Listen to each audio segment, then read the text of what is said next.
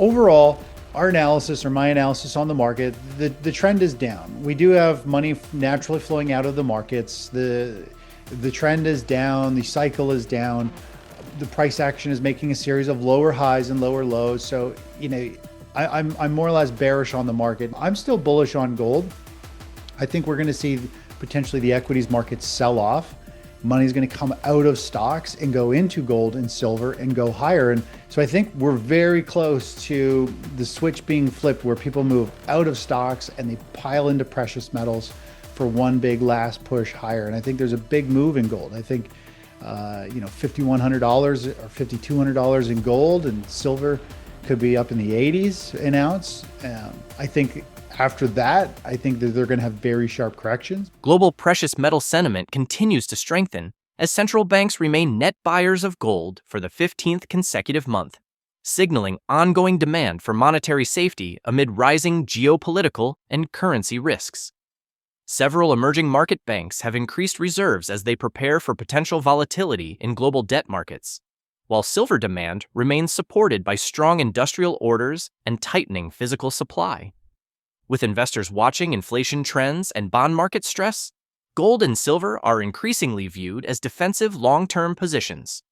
In this hard-hitting market update, technical analyst and founder of thetechnicaltraders.com, ChrisVermeulen, lays out why he believes the final flip of the switch is imminent, money rotating out of an overextended stock market and into one last parabolic push in gold and silver. Chris sees the S&P 500 and Nasdaq trapped in lower highs and lower lows, with Thursday's Nvidia-driven FOMO gap instantly sold into heavy institutional distribution, while remaining aggressively bullish on physical bullion, targeting $5,100 to $5,200 gold and $70-$80 silver. He warns of sharp corrections after that blow-off top and advises avoiding miners, which get dragged down when the overall stock tide goes out. Patience for the next 2 to 4 weeks of consolidation, he says, will separate the winners from the shaken-out crowd. Let's watch clips from ChrisVermeulen's explosive interview to gain more insight. Don't forget to like, subscribe, and enable notifications for additional in-depth content. Thanks for joining us again. Enjoy the video. When we take a look at the S&P 500, we had, a pretty remarkable day. Let's pull up the SPY because it really shows the best how most investors experienced that trading session. So the stock market had this huge red bar, and more or less Nvidia had got everybody super excited. The night before, Nvidia shares jumped about 5-6%. And of course, that carried over. So many people watch Nvidia. Most investors are emotional. Most investors and traders chase return. If there's a big move happening without them, they get FOMO and they have to pile into the stock market. And so we saw this building overnight, and in pre-market, the stock market opened sharply higher on the SPY. Same with on the Nasdaq, or pretty much on every single sector we looked at. Everything had a huge gap higher. And the market, this is what the markets love to do. And the S&P 500 and the Nasdaq all kind of moved up, had this huge gap up right into resistance. The overall trend is down in the stock market. So we have to look at this as a bounce within a downtrend. Second, it's a news-driven move. As you know, James, if it's based on news, usually it's short-lived. It's just an emotional move. So when you have that, those two together, resistance, price resistance, a huge gap, plus a news-driven move, you can't trust it. You really have to be questionable about what's going to happen. And markets love to do this, get everybody pumped, everybody piled in. In fact, I have this indicator that I use over here, which is our panic selling indicator and our FOMO indicator. This red indicator spiked above this blue line. And you can see how the market had this huge gap up. It opened higher. When we have this indicator spike up there, this is called my FOMO indicator. This tells us when everybody's just piling into the stock market. They don't care what price they pay. They have to get in because everybody's making money but them. They're feeling left behind, and they want to make sure they're part of this next rally. And so when this indicator spikes with all these other technicals that match up, look out below because the selling is going to hit. And we saw huge distribution selling. I mean, institutions were unloading massive amounts of share into the general public who literally just got sucked in on news. So that was the first punch. And you and I, you'll probably go into this more, but Later in the day, we saw the unemployment number come out, which was not very good. And then we got hit with negative news. So it's like yesterday was like a double whammy, and traders went through a full-on roller coaster of emotions, and most of them suffered pretty badly from the trade. Nvidia is kind of trading in this big support zone. It had a recent run up and it got completely rejected, had another big gap up, got rejected, it had a big gap up on Thursday, got rejected. There's definitely selling going on. I think the people are starting to catch on, or big funds, fund managers are starting to realize, hey, this is getting frothy. The AI bubble might be running out of steam, and so we're seeing more and more big selling going on in this space. To me, it looks like eventually it's going to break down. And if I was talking with the charts yesterday, showing that I think we've got about a 7 to 11% pullback in Nvidia that could happen over the next week or so. And that was from yesterday. So we're looking down potentially somewhere around 160, potentially in Nvidia if this breakdown continues. That's what the charts are pointing to. So that's going to keep some downward pressure on the overall stock indices. So gold is taking a breather. I mean, it's doing a beautiful stair step price action where it rallies up, it pauses, it has these huge, massive bull flags, and at this point, it really is just in another consolidation. We did a trade on gold that was just a quick 15%. Pretty much, we got in, it ripped straight up, hit our target, pulled back, and then we had this extreme FOMO wave in the market where whoever wasn't in precious metals or gold during this like 1.5 week window, they had to get in. And I mean, the sentiment was insane. I've never seen so many people panicking to get in and saying they bought in, and all of this stuff. And then of course, usually when everybody's running the same direction, this is like our FOMO indicator.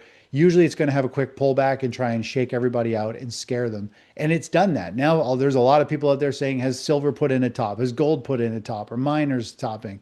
And it's funny because we ended up having a small gold trade to get in, and people didn't want to get back into gold. It actually scared them that much.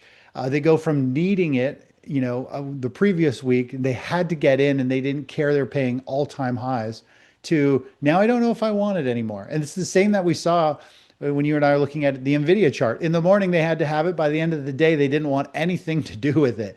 And so when we hit these levels, that means the market has to just consolidate, it has to trade sideways. It has to work out the bugs, work out the volatility. Anybody who's scared and is getting bored and giving up on gold is going to keep selling. And there's going to be new investors saying, no, I'll pick it up here. This is a correction. This is a pause. I want to buy it before the next leg higher. So I'm still bullish on gold. I think we're going to see potentially the equities market sell off.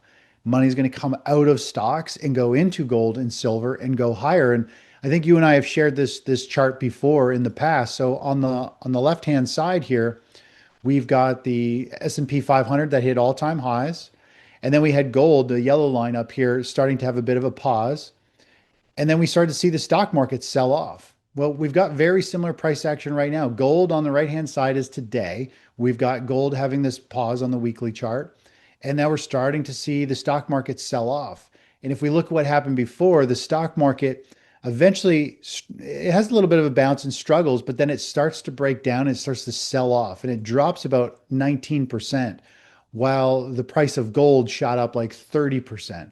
So I think we're very close to the switch being flipped, where people move out of stocks and they pile into precious metals for one big last push higher. And I think there's a big move in gold. I think $5,100 or $5,200 in gold, and silver could be up in the 80s an ounce.